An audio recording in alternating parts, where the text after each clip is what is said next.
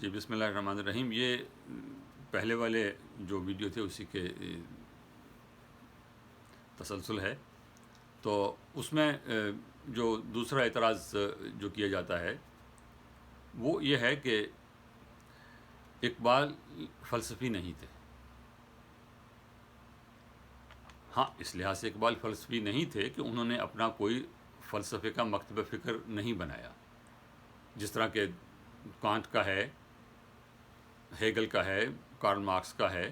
اس کا کوئی اپنا مکتبہ فکر نہیں ہے، لیکن اس سے اس کے فلسفے کے علم کا یا فلسفے پہ اس کے گرفت کا اعتراض نہیں ہو سکتا. ایسے بہت سے لوگ تاریخ میں موجود ہیں جنہوں نے اپنا فلسفیانہ مکتب نہیں بنایا، لیکن انہوں نے فلسفے پہ اپنے خیالات کا اظہار کیا ہے، اور انہوں نے فلسفے پر فلسفے پر انہوں نے اثر ڈالا ہے. وہ اثر انداز ہوئے ہیں اس وقت کی فلسفی پر. اس میں جو دو نام جو زیادہ مشہور ہیں، وہ ایک روسو کا ہے، دوسرا والٹیئر کا ہے. ان دونوں کے نام برٹرینڈ رسل کی کتاب ہسٹری آف ویسٹرن فلاسفی میں موجود ہیں، اور دونوں کے بارے میں یہ لکھا ہے کہ یہ اس طرح فلسفی نہیں تھے جس طرح کے کانٹ، ہیگل، کارل مارکس یا دوسرے فلسفی تھے.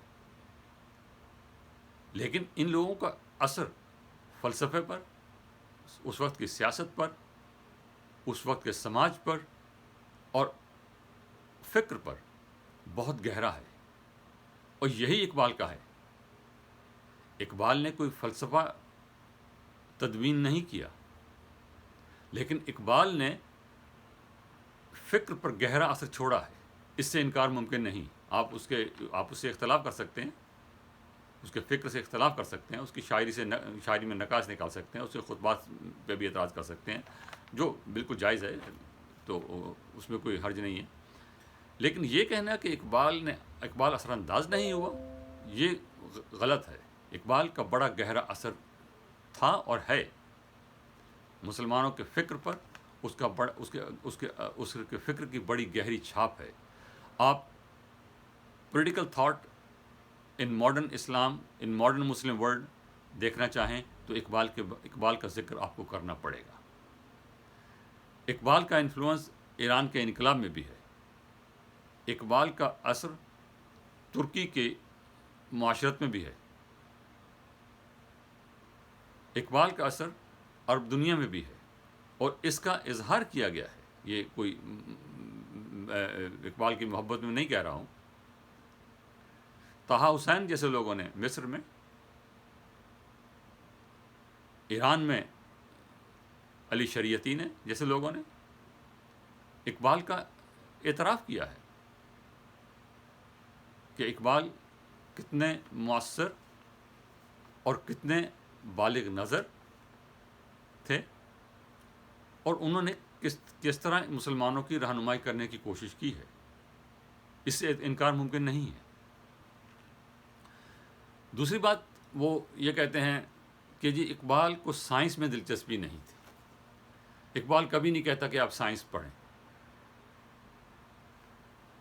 اقبال آپ کو بار بار کہتا ہے کہ علم حاضر حاصل کرو. وہ بنیادی بات ہی یہ کرتا ہے. اس کے خطبات کے آخری خطبات جو ہیں اس میں وہ یہ کہتا ہے کہ انڈکٹیو لاجک جو ہے، انڈکٹیو لاجک ہی جو ہے وہ ماڈرنزم کی، جدید سائنس کی اور جدید فکر کی بنیاد ہے. اور انڈکٹیو لاجک جو ہے وہ راجر بیکن کے نام دیا جاتا ہے کہ راجر بیکن نے اس کو انٹروڈیوس کرایا. راجر بیکن نے اعلیٰ تعلیم حاصل کی تھی اسپین میں. 13ویں صدی کی بات ہے، جب وہاں پر جو مسلمانوں کی حکومت تھی اور اعلیٰ تعلیم کے لیے لوگ وہاں جاتے تھے. اس وقت کی بات ہے. اور یہ کوئی الزامی بات نہیں ہے، اور نہ اس میں کوئی شرم کی بات ہے، نہ اس میں کوئی ایسی بات ہے کہ نہیں ہم نے وہاں سے نہیں سیکھا. تمام تہذیبیں ایک دوسرے سے سیکھتی ہیں. عربوں نے صفر کا، زیرو کا، حساب کا، ریاضی کا علم ہندوستان سے سیکھا، اور اس کو کیا کہا انہوں نے؟ علم ہندسا، انڈین سائنس. انہوں نے کبھی ان کو شرم محسوس نہیں کہ نہیں ہم کیوں کہیں ہم نے وہ بت پرستوں سے جو ہے سیکھا، ہندوؤں سے سیکھا. نہیں، وہ انڈیا سے لے کر آئے تھے، اور اسی زیرو اور اسی علم ہندسا کو آگے بڑھا کے انہوں نے الجبرا بنایا. اسی الجبرے میں الگوریدم جو آج کمپیوٹر کی بنیاد ہے وہ بنا. تو یہ تہذیبیں ایک دوسرے سے سیکھتی ہیں. پرانے زمانے میں افلاطون مصر گیا تھا پڑھنے کے لیے، کیونکہ مصر اس وقت علم کا مرکز تھا. مسلمانوں نے یونان کے علم سے بہت کچھ سیکھا، اس کو آگے بڑھایا، اور پھر اسی مسلمانوں کے علم، جو مسلمانوں نے جس علم کو بڑھوتری دی تھی، وہ پھر یورپ میں آیا. تو یہ تہذیبیں ایک دوسرے سے سیکھتی ہیں. کوئی تہذیب جو ہے وہ جب ختم ہوتی ہے تو وہ اپنا جو ورثہ ہے وہ چھوڑ جاتی ہے، اور وہ جو نئی تہذیب ابھرتی ہے وہ اسی ورثے کو آگے بڑھاتی ہے. خیر یہ ایک الگ لمبی بحث ہے، اس میں پڑھنے کی ضرورت نہیں ہے. تو یہ جو ہیں ہود بھائی صاحب یہ کہتے ہیں کہ اقبال کو سائنس سے بنیادی اختلاف ہے، اور وہ مغرب سے نفرت کرتے ہیں. مغرب سے نفرت نہیں کرتے. وہ بار بار یہ کہتا ہے، اس کے خطبات کو پڑھ کے دیکھیے، اس کے خطبات میں یہ کہتا ہے کہ مسلمان اگر مغرب کے فکر کو اپنائیں گے جو انڈکٹیو لاجک پہ بیسڈ ہے، جو قرآن کا ویژن ہے، وہ یہ کہتے ہیں کہ انڈکٹیو لاجک جو ہے قرآن کا ویژن ہے، اور ارسٹاٹل کا جو ویژن ہے وہ ڈیڈکٹیو ہے.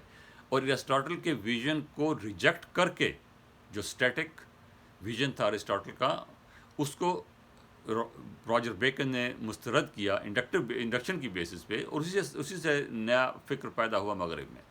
اقبال کہتا ہے کہ وہ بالکل قرآن کی فکر ہے.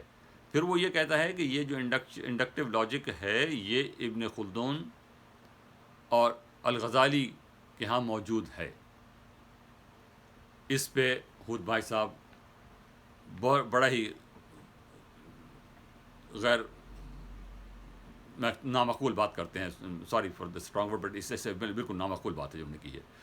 وہ فرماتے ہیں کہ یہ تو وہی بات ہوئی جو ہندوستان کا مودی کہتا ہے کہ ہمارے جو ہیں وہ پرانے زمانے میں ہمارے پاس جو ہے ہوائی جہاز بھی تھے، اور راکٹ بھی تھے، اور آسمان ہم چاند اور سورج پہ بھی جاتے تھے. تو وہ اقبال وہی بات کر رہا ہے.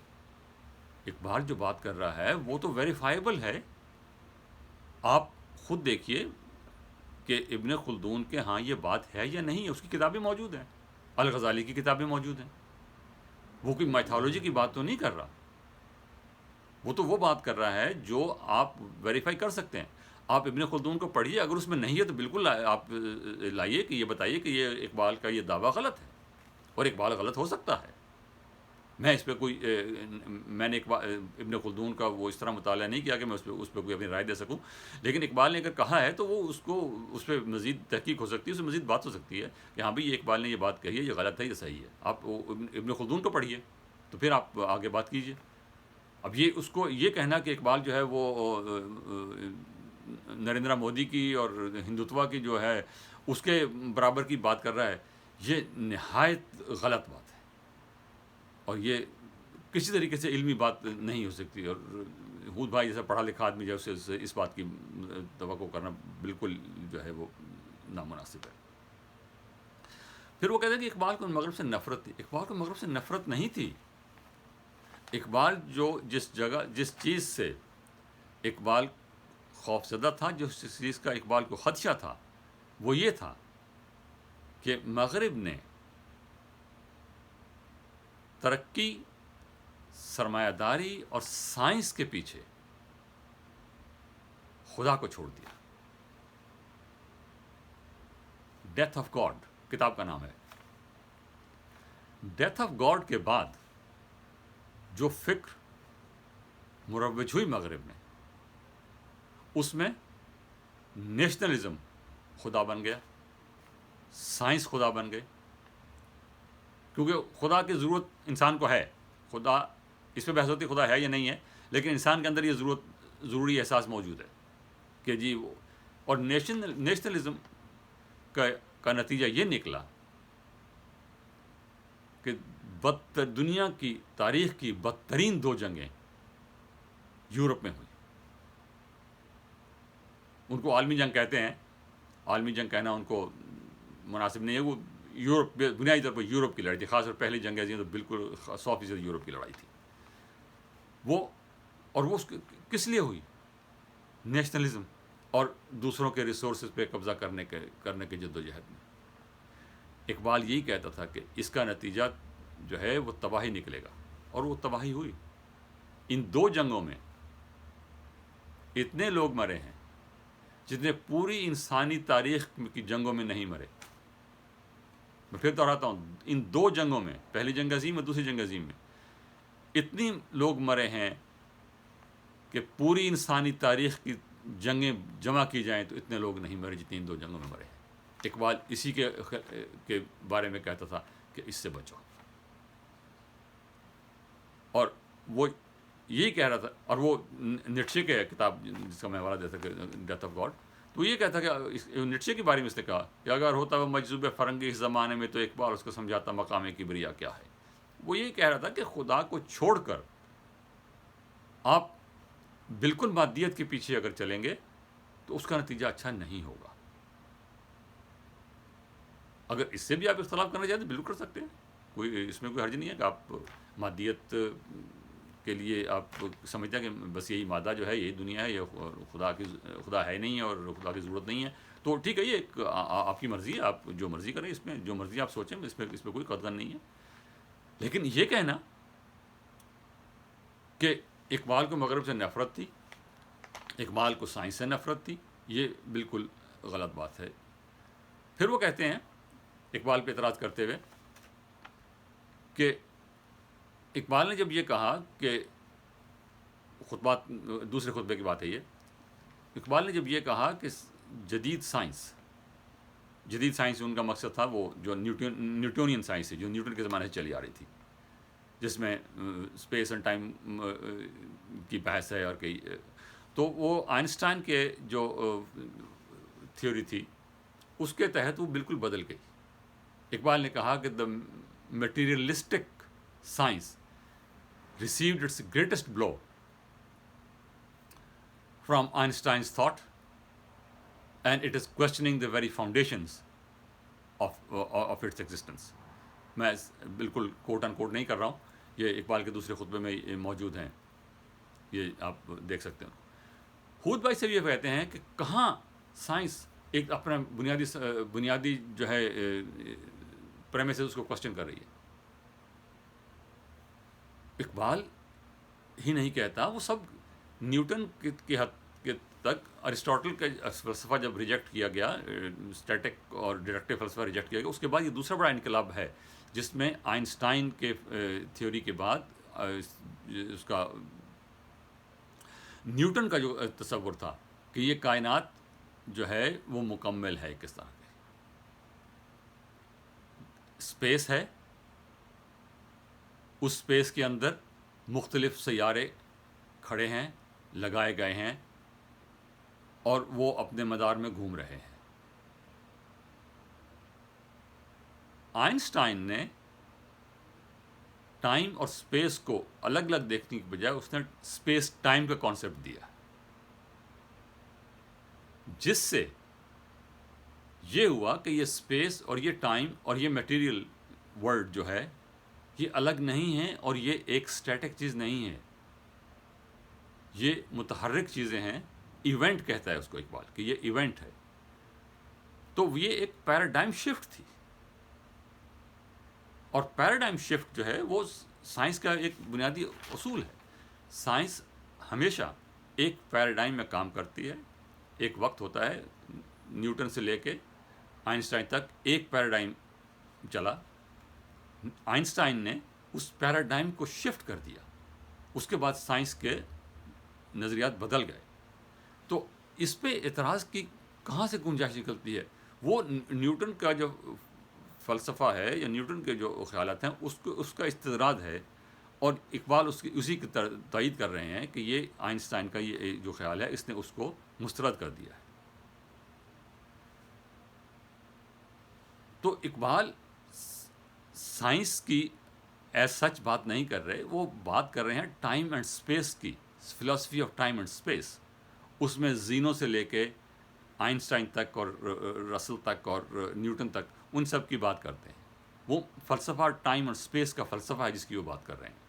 اور اسی کے تحت وہ ٹائم جو اس کا تصور ہے سائنس کا کہ یہ میٹیریل ورلڈ ہے، یہ موجود ہے، یہ برحق ہے، اور یہ اس سے آگے کچھ نہیں ہے، اسی کو وہ چیلنج کر رہا ہے کہ یہ اسٹیٹک نہیں ہے، یہ ٹائم اینڈ اسپیس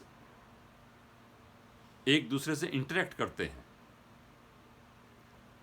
تو میرا خیال ہے اس بات کو یہاں ختم کرتے ہیں.